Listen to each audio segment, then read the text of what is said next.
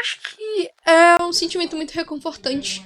Entendi. Não, e... E é interessante ele falar, né, que o público que não sabe o tamanho da cena, porque ela começou lá no primeiro bloco falando sobre alguns produtores de conteúdo que em menos de um mês chega a 500 mil de views e tudo mais.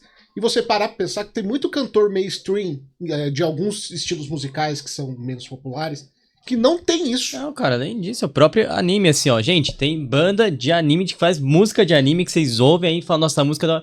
Os caras não conseguem botar 30 mil no mês.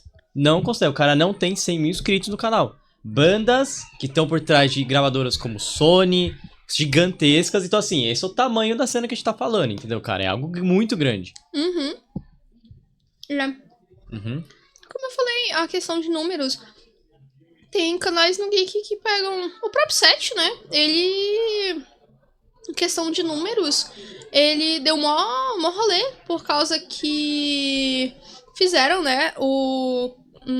Views mensais dos canais grandes de rap e tudo mais. E não colocaram set. Colocaram tal, se eu não me engano. Mas não colocaram o set. E o set, acho que ele tinha mais views do que a Pineapple. Então, um canal de 4 AX na época, que agora são só 3, né? Conseguia ganhar em visualizações de uma produtora enorme, uma gravadora enorme que nem a Pineapple, Pois é. né? Então, os números das cenas, se contarem e verem realmente a fundo, são números exorbitantes.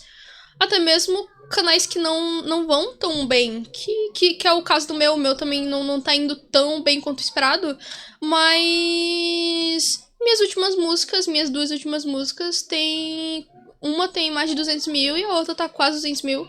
Então, querendo ou não, são números grandes.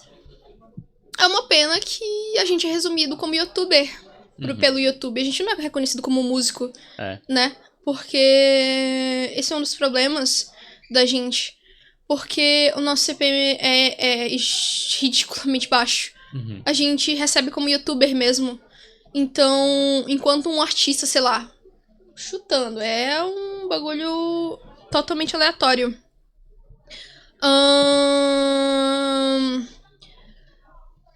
Ganha, sei lá, 5 doll por tantas visualizações, a gente ganha, sei lá, 35 cents. Então, é é meio triste pensar, porque muito... E é ainda mais bizarro pensar que tem gente que ganha bem no Geek. Imagina se a gente realmente recebesse como a gente deveria receber. Então, os números são meio assustadores se for levar em consideração. O Brasil ainda hoje é um país onde o artista ele é muito mal pago se ele não é um artista mainstream gigantesco. Sempre foi. Isso é até uma pergunta que ia entrar agora. Talvez seja um pouco polêmica. Não sei se quer responder ou não. É polêmica. Polêmica aí, direção! Polêmica. Mas o que, na sua opinião, falta pra cena geek crescer? Não crescer no sentido de número, mas assim, pela crescer na relevância versus o mainstream. Porque assim, sabe que hoje existe o mainstream de música brasileiro, que beleza, ele tá lá. Só que como é que, pra cena geek pegar um pedaço desse mainstream, o que falta? Falta uma gravadora nascer, alguém com influência, que consiga pegar as outras gravadoras, os veículos? Pô, acho que se uma empresa mesmo quisesse... Porque, falando bem na moral, a cena geek é uma mina de ouro. Sim. E... o pessoal não percebe isso. Empresas grandes não percebem isso. Exemplo. Uma gravadora. Ela não precisa pegar muita gente do geek. Se ela, sei lá, ela fecha só com a Ani. Só dela fechar com a Ani já é um bagulho gigante, porque o nome do Ani é muito grande. Aí vai e ela fecha com o Marquinhos. Ixi, são 2 nomes gigantes. Aí vai e ela fecha com o Darui, que tem números absurdos. Então, tipo, de pouquinho em pouquinho, ia ser realmente muito lucrativo, acho que pra ambas as partes. E tipo assim, já teve Já teve gente que veio pra querer conversar com o Geek sobre... Acho que até mesmo a do Cid veio. Ele conversou comigo também. Só que, tipo, a gente não gostou muito da proposta, então a maioria não aceitou. Entendi. Mas eu acho que se fosse uma proposta maneira, que a gente realmente fosse agenciado, eu acho que poderia alavancar mais. Porque a gente é só um bando de moleque que faz música, mas não sabe muito sobre agenciamento, marketing e tudo mais. Então eu acho que se a gente pudesse ter Uma assessoria, né? uma assessoria... Business, né? Cuidar alguém que cuide do business em cima da tipo... coisa. Focasse realmente em crescer ainda mais os artistas, eu acho que seria bom. Não, concordo. Achei que é uma coisa...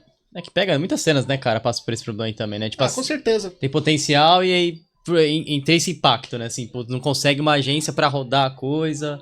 Porque é aquilo, né? Você como artista, você vive assim, cara, não dá pra cuidar de tudo o tempo todo. Simplesmente não dá porque é humanamente impossível. Então, como é que você vai editar vídeo, fazer música, cuidar das redes sociais, cuidar de propostas?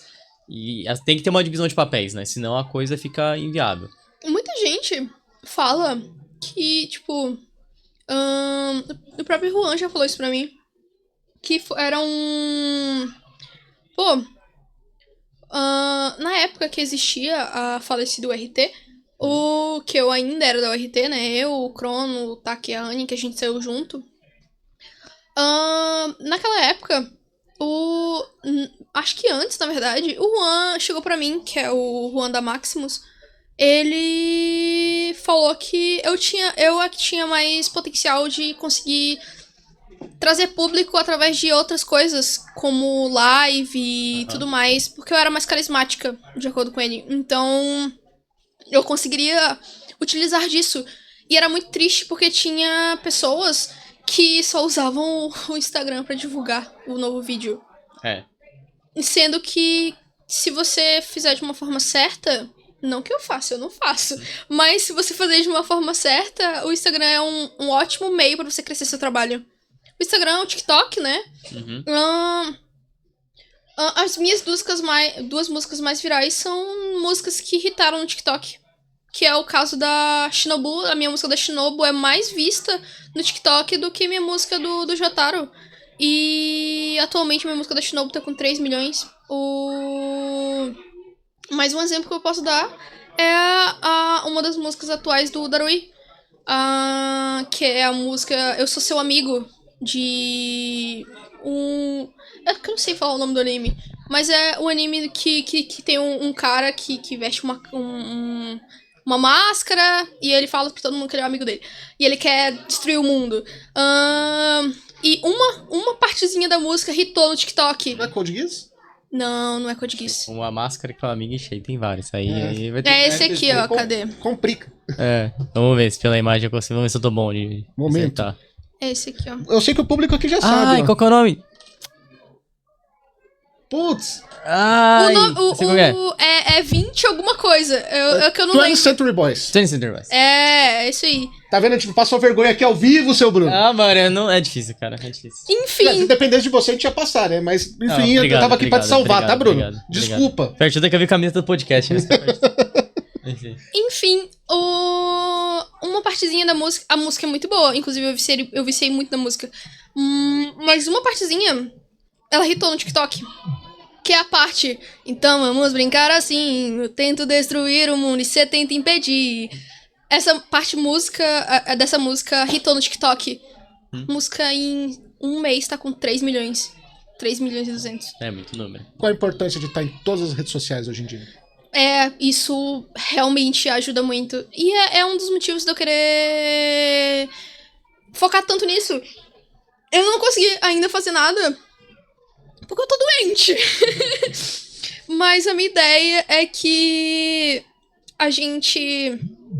eu com algum produtor, não sei, ou sozinha, eu faça que nem alguns influencers gringos fazem, que é tipo, uma roletinha, vou fazer uma música, vibe Ed Sheeran, falando sobre tal coisa. E eu acho que, querendo ou não, esse tipo de de conteúdo traz muito pra você. Então, tanto que foi assim que eu consegui... Eu segui muita gente no Instagram, porque foi o conteúdo que mais apareceu pra mim. E eu achei tão bom que eu comecei a seguir. Aí eu quero voltar com as lives, só que eu tô sem webcam. E é isso, eu quero ficar mesclando isso. Tipo, postar bastante conteúdo pra crescer.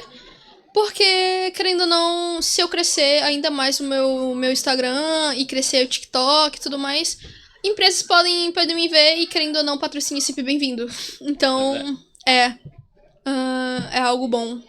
O Danilo Matsumoto até falou, volta com as lives. Então tá aí o... Fica o pedido aí, registrado. Mas você falou, hoje em dia não adianta só mais a música, né? O artista, ele tem que fazer mais coisa. Tem que ser multifaceta. Essa era acabou, né? Tipo, essa era de só postar música e é isso aí, já foi. Hoje com a internet, você tem que estar em todo lugar ao mesmo tempo, né? E é maluco pensar nisso. Tem um lado bom e ruim da coisa, né? Exatamente isso. Você tem que ficar sempre mostrando seu rosto. Essa era uma das coisas que o Juan puxava a orelha de todo mundo na URT, quando ele ainda era o assessor da URT. Que era mostra seu rosto. Uhum. Mostra o seu rosto é o maior produto que você pode vender. Que é visto não é esquecido. É a sua marca. É a sua marca. E realmente o seu rosto. Porque pessoas sentem mais contato, conexão, se ela vê o seu rosto, se ela vê você falando com ela.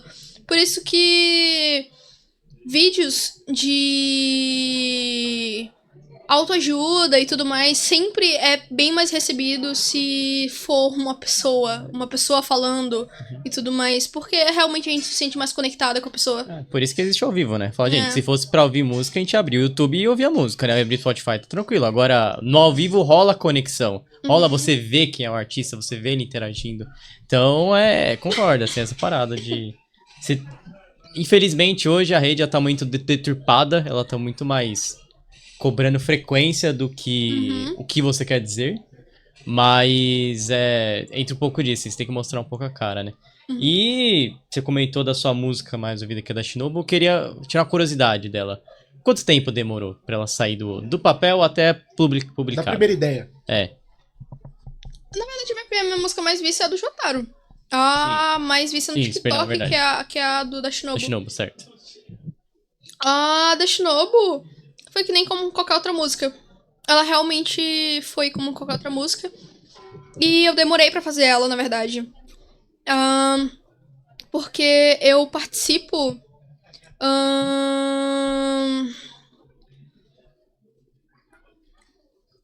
Eu participei na época de 2021, eu participei de muito vídeo.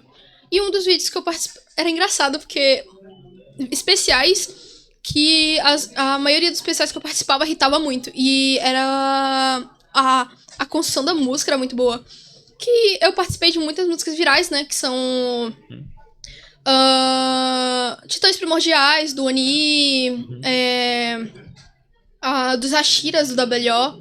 Que a dos Hashiras do WO tem... Não sei quantas views, mas tem bastante. 14 milhões, eu não lembro. É coisa. E... É que nem a mesma coisa, a parte da minha parte e a parte do Caos, que ele era do Sanemi e eu era da Shinobu, eram as partes mais comentadas da música. E eu demorei muito pra postar a música da Shinobu.